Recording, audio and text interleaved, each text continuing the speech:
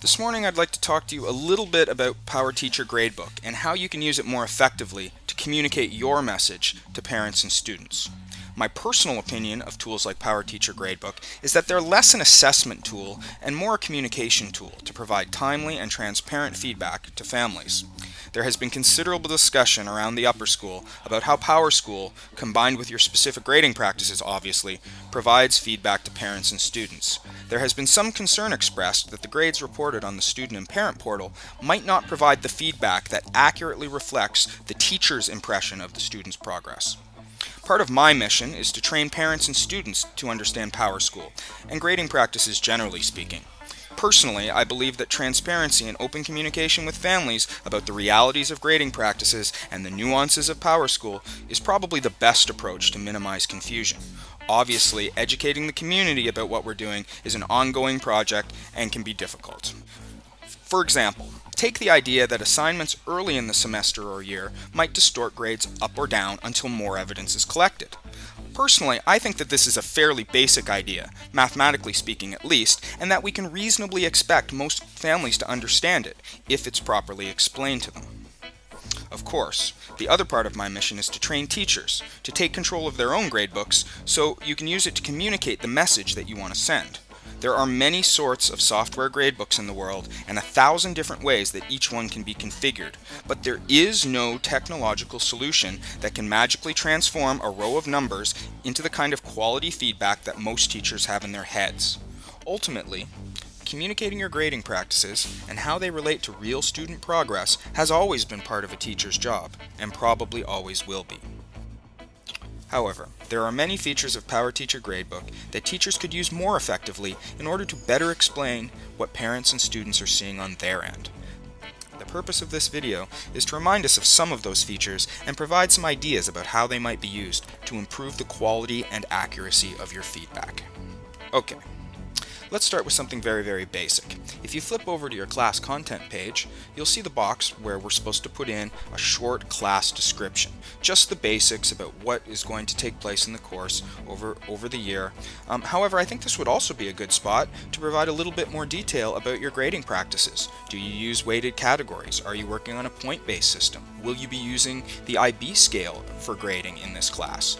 And if you don't want to put all of this in this little description box, you'll notice that there's the opportunity to put a link in where you could link to an external document like a Google Doc or a website where you've explained your grading practices in more detail. If we slide over and have a quick look at your course from the parent/student portal perspective, you'll see how powerful that little description box can be.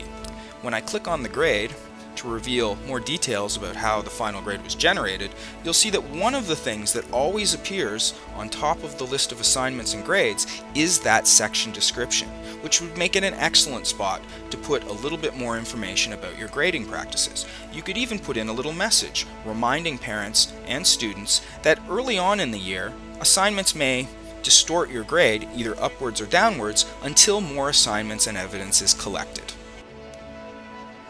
The other thing I'd like you to have a quick look at from the sort of student-parent perspective are teacher comments. You'll notice that this general teacher comment is given very prominent position on the page. That means, of course, that if a student is underperforming for whatever reason due to the mathematics of PowerSchool, or maybe because they just bombed one assignment, you can put a comment to that effect and it will appear right on the page above the list of assignments and along with the final grade to provide a little bit more explanation to the parents about what's going on in class. Just a quick reminder how you get to that comment. You just go to your list of students, double click on the spot where the final grade is listed, and that will pull up the final grade score inspector, which will allow you to get in here and enter that general comment that appears on their portal page. Now this is the same spot where we put in student comments for the purposes of progress reports and end of term reports, but there's absolutely no reason why you can't go in there at other times of the year and include comments to help clarify what's going on with this particular student. Also notice that once you've put a comment in, you notice that little C icon there gives you a visual reminder that there is a comment associated with that student. So if you're looking at a whole list of students, this can really be helpful to see who you've commented on and who you haven't commented on. Some of you with very sharp eyes may have noticed that in addition to the comment that I've left over here associated with the final grade, you can also leave a comment associated with a particular assignment. You can see the little icon right here. To do that, all you have to do is access the score inspector, which you can do in a couple of different ways. First, you can just go up to your toolbar and go to the Tools menu and simply select the score inspector that way. You can see that the keyboard shortcut, which is pretty useful here, Control-Shift-I, will also pull up the score inspector, or you can right-click on the particular score and it will also give you the option to pull up the score inspector. Once you've done that, you can leave a comment that's associated with this particular assignment. Again, just to give you an idea what this looks like from the parent/student perspective, you'll notice that this score appears as a hyperlink. Students can click on it, and that will pull up additional information, including the teacher's comment on the assignment. So I've shown you a couple different places where a teacher can provide an anecdotal comment to help complement or perhaps explain some of the sort of hard grade data that students and parents are looking at. There are other spots where you can provide more information as well. The one I'm thinking of right at the moment is under assignments. If you double click on the assignment to pull up the detail box, you'll notice that for each assignment you're provided with this large box where you can provide a detailed description, including internet links, which could link to other documents such as Google Docs or to a website, where a teacher can provide more information about a particular task. I've noticed, kind of anecdotally roaming around the school, that most teachers are leaving this description box blank. Perhaps looking at things from the parent/student portal side of things will explain a little bit about why this box is actually very useful. Okay, so sliding back over to the class detail page with all the assignments, you'll notice that these assignments appear in two different ways. You see the sort of plain black text.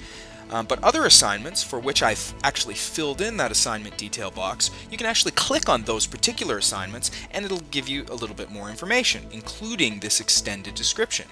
In this case, for this assignment, which I'm just using to collect the rough copy of a persuasive essay. Now, I know we're not supposed to mark rough copies, but I want to include this in my gradebook to provide parents and students with more information about what's going on in my class.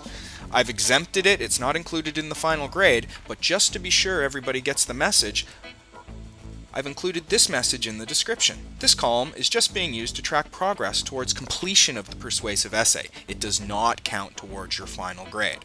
This will help clear up any confusion parents or students might have about these mystery assignments that are appearing in the gradebook. Of course, that's just one example of the extra information you could provide in the description box. Looking down here at another example, you'll see that this is an assignment associated with learning habits, and what I've done is I've just come right down here and I've supplied the little codes that we are using to assess learning habits, so that there's always a little legend there for parents and students to refer to. Okay, so I have a couple other quick tips for ways that you can provide a little bit more extra information for parents and students using Powerteacher Gradebook. So I want to draw your attention to this assignment right here, and notice the green check marks and also notice the little red L icon. These are examples of some of the extra special codes that you can tag assignments with. So if you right click on a cell, it brings up the options. You'll see that I have marked this particular student's assignment as both collected but also handed in late. You also have other special codes that would allow you to exempt a particular student from an assignment for whatever reason, or to mark the assignment as missing. Additionally, you can also punch in specific grades from this point as well. So again, flipping back over to the student parent portal view, you can see that these codes are published to the parent and student portal. So it may be good feedback to a parent to know that their child has handed in every assignment so far this term late, even if you're technically not allowed to include that as part of the formal assessment. I'd like to finish by reminding you of a couple skills that are just essential in terms of communicating effectively with Powerteacher Gradebook. So the first is deciding whether or not to include assignment in the final grade. You'll notice that for every assignment you include on the gradebook, you have this option to either click on Include in Final Grade, or conversely, Do Not Include in Final Grade. This is useful for a couple of different reasons.